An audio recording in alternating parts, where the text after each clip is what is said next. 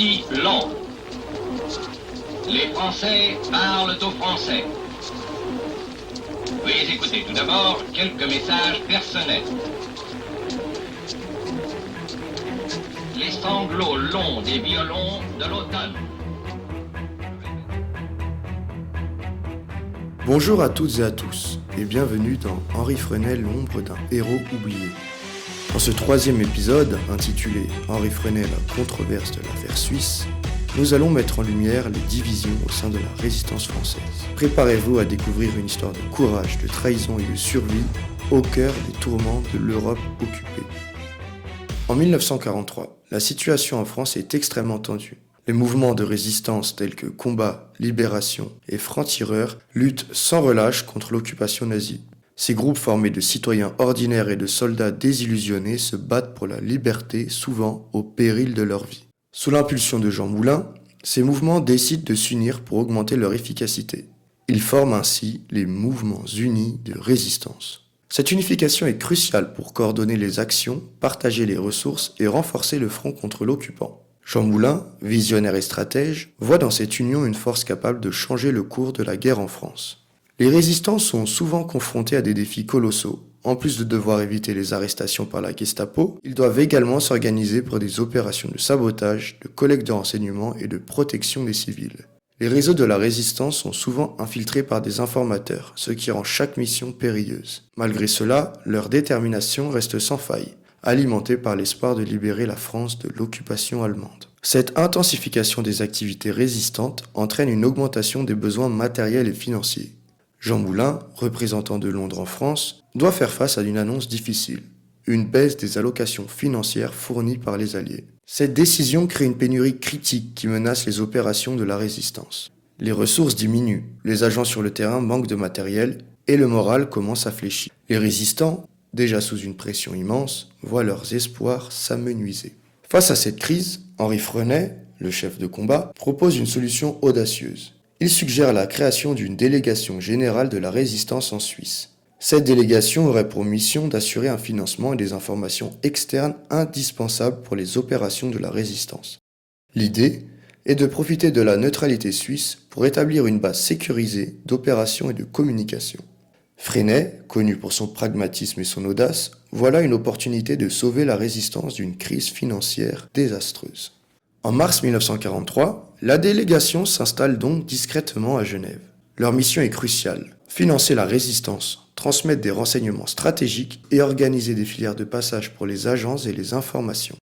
Genève, avec sa position stratégique et sa tradition de neutralité, semble être l'endroit idéal pour cette entreprise. Cette ville, un carrefour de culture et de nationalité, offre un terrain fertile pour les activités clandestines. Cependant, cette initiative ne fait pas l'unanimité au sein de la résistance. Jean Moulin et le général de Gaulle voient d'un mauvais œil cette création. Ils perçoivent cette délégation comme une tentative des Américains d'affaiblir de Gaulle, en faveur du général Giraud, son rival politique. Une crise politique majeure éclate au sein de la résistance, mettant en lumière les divergences stratégiques. D'un côté, les partisans de Frenel défendent l'indépendance et la flexibilité des mouvements internes, car ils estiment que la délégation en Suisse peut offrir une source de financement et de soutien précieux sans les complications des accords internationaux. De l'autre côté, Jean Moulin et ses alliés prônent l'unification et la subordination au gaullisme. Ils estiment que seule une résistance unie peut espérer obtenir un soutien international efficace. Progressivement, Moulin et Frenel deviennent de véritables ennemis au sein de la résistance. Peu à peu, l'affaire suisse se cristallise sur l'antagonisme de ces deux hommes. Averti par télégramme le 25 avril 1943, Moulin devient furieux et déclare « C'est un véritable coup de poignard dans le dos que vous donnez à De Gaulle ».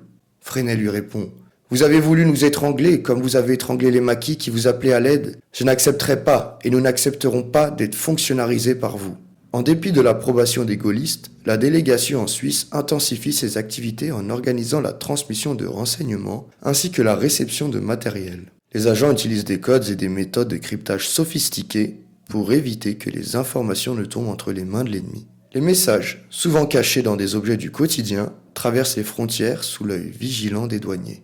Les services de renseignement suisses surveillent attentivement ces actions, bien que la Suisse maintienne officiellement une position de neutralité. Les Anglais et les gaullistes de Londres continuent d'exprimer leur opposition. Chaque mouvement de fonds, chaque transfert de matériel est scruté discutée et contestée. Les tensions financières deviennent un point de discorde majeur. Les négociations entre Londres, les États-Unis et la résistance française s'intensifient. Les discussions sont souvent houleuses, avec des accusations de trahison et de manipulation.